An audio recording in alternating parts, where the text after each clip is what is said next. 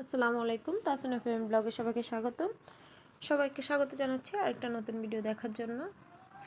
যদিও এটা আমার অনেক আগের ভিডিও, কপিরাইট হয়ে গেছিলো, কারণ এই ভিডিওটা আমি আবার ছাড়ছি। এটার কারণ হচ্ছে ভিডিওটার সাথে আমি অনেকভাবে জড়িত, অনেক সুখ দুঃখ হাসি কান্না আমার এই ভিডিওটার মধ্যে দিয়ে আছে, সেটাও নাইবা বললাম। তো কিছু মানুষ আছে এখনও পৃথিবীতে যারা আপনাকে অনেক বেশি ভালোবাসে, অনেক বেশি আগলায় রাখে, সেটা হোক আপনার কাছের সম্পর্কের মানুষ হোক বা দূরের। কিন্তু কিছু মানুষ আছে কাছে থেকে থেকে পিটির পিটির করে আপনার সম্পর্কগুলো নষ্ট করে দেয়। এটা হচ্ছে সেরকম একটা ভিডিও। তো অনেক কাছে থেকে অনেক সুন্দর করে আমার কাছ থেকে কথা নিয়ে আপনাকে বলবে, আপনার কাছ থেকে কথা নিয়ে আরেকজনকে বলবে। এভাবেই তো সমাজটা ধ্বংস হয়ে যাচ্ছে, পারিবারিক সম্পর্ক, রক্তের সম্পর্ক সব ভেঙে চুরমার হয়ে যাচ্ছে। আমি এই ধরনের যারা আছেন আমার সাথে একমত, আমিও সেরকম ভুক্তভোগী একজন, যে মানুষের ইন্ধন, মানুষের প্যাঁচ সুন্দরভাবে আমার সাথে কথা বলে, হেসে হেসে কথা বলে, আমি মুখের দিকে তাকায় থাকি। ওই ধরনের কিছু মানুষ আছে যারা আমার থেকে কথা বিক্রি করে নিয়ে আরেকজনের কাছে বিক্রি করে দেয়। আর তাও বিক্রি করে কি জানেন? গীবত দিয়ে বিক্রি করে। কারণ আমার কথা আপনাকে বলাটা সেটা তো অবশ্যই গীবত। তাই ঠিক আছে, ওরা ওদের গুনার ভাগিদার হচ্ছে, বেশি গুনাহ করতেছে, কিন্তু ফাঁকে কিছু মানুষ, সহজ সরল মানুষ আছে যারা এসব কথা বিশ্বাস করে সম্পর্ক নষ্ট করে। কয়জন বা আছে আমার মতো, যে সত্য কি আছে এটার ভিতরে লুকায়িত, এই কথাগুলোর ভিতরে কোনো ভুল বুঝাবুঝি আছে কি না এটা খুঁজে বের করবে। কয়জন আছে আমার মতো? আমি কিন্তু আবার ওরকম ভালো মানুষ না। আমি কেউ কিছু বলছে, কেউ আমার কথা বলছে, বা আমার কাছে কেউ কিছু বলছে, এরকম হলে আমি এর আগে এটা যাচাই করার চেষ্টা করি, একটা সময় নিই, এটাকে বুঝতে চেষ্টা করি, মানে এটার মধ্যে আসলে কি আছে, এটা পজিটিভ নেগেটিভ কোন সাইডটা এখানে আছে, সে কি আসলে আমাকে সত্য কথা বলতেছে, নাকি আমার কাছ থেকে কথা নিয়ে আরেক জায়গায় কথা লাগাইতেছে বা আমাকে প্যাঁচ করতেছে। আমি এটা খুঁটিয়ে দেখি, তারপরে না হয় কী করে জানেন, যার কথা বলে বা আমার কথা কিছু বলছে বলে, আমি সরাসরি গিয়ে জিজ্ঞেস করি। আজ না হয় কাল আমি এটা জিজ্ঞেস করবই করব।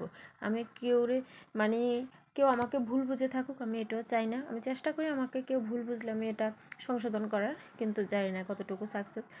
আমি নিজে মনে করি আমি এটাতে সাকসেস হতে পারি নাই।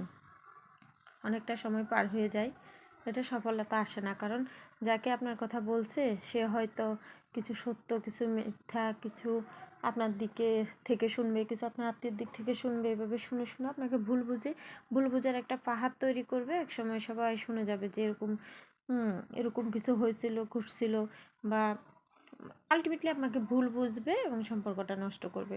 এরকম সম্পর্ক নষ্ট হওয়ার কারণে অনেক অনেক বড় সম্পর্ক নষ্ট হয়ে যায়। সেটা হতে পারে ভাই বোন, মামা চাচা খালা, মানে বিভিন্ন টাইপের হতে পারে। তো এই ধরনের আত্মীয় স্বজনের আল্লাহর রহমত আমার কোনো অভাব নাই, যে আমার কথা যায় আপনাকে বলে, আপনার কথা যায় আরেকজনকে বলে। আমার কাছে অ্যাভেলেবেল আছে, আপনাদের কারো যদি সংকট থেকে থাকে আমার থেকে নিতে পারেন। একবারে 5 ওয়াক্ত নামাজ কালাম পড়ে, মনে হয় যেন বুজুর্গ মানুষ, সত্য কথা বলে। আসলে না, ভণ্ড সেরা। এরা শুধু কি করে জানেন, ওই যে দাড়ি টুপির আড়ালে কিছু মানুষ আছে না, শুধু প্যাচ করে, মিথ্যা কথা বলে, এগুলা করে। তো এই ধরনের এই ভিডিওটা দেখলে আমার বুকের ভিতরটা অনেকটা জ্বলে, যেটা আমি কেউরে বলতেও পারবো না, সেরকম জ্বলা জ্বলে। কিন্তু না, এটা আমি চাইছিলাম থাকগা জীবন থেকে, এত কিছু ডিলিট হয়ে যায়, ভিডিওটাও ডিলিট করে দিই, কিন্তু না, শেষ পর্যন্ত পারলাম না। চিন্তা করলাম যে শেয়ার করি, একটুখানি গোপন রাখি, সেরকম আর কি। পুরো কথা তো আপনাদেরকে বললাম না, আর বলতে পারবো না। সব কথা তো আর বলা যায় না পাবলিক প্লেসে। মনে অনেক কষ্ট, অনেক কিছু থাকা সত্ত্বেও অনেক কিছু চেপে রাখতে হয়।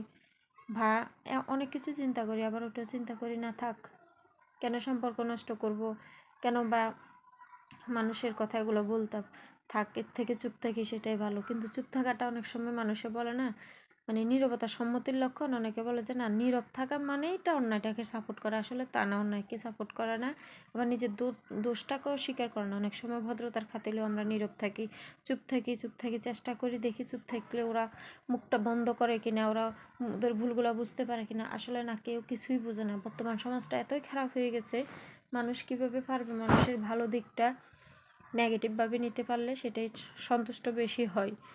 পাড়ার সম্পর্কগুলো, কারণ আপনি ভাই বোন চাচা মামা খালা সবাইকে নিয়ে যখন বাস করবেন, তখন আপনার প্রতিবেশী আপনার পিছনে রুখে দাঁড়াতে পারবে না। কারণ আপনার তখন হাত বেশি, আপনার শক্তি বেশি। ওই যে দশে মিলে করি কাজ, হারি জিতি নাহি লাজ।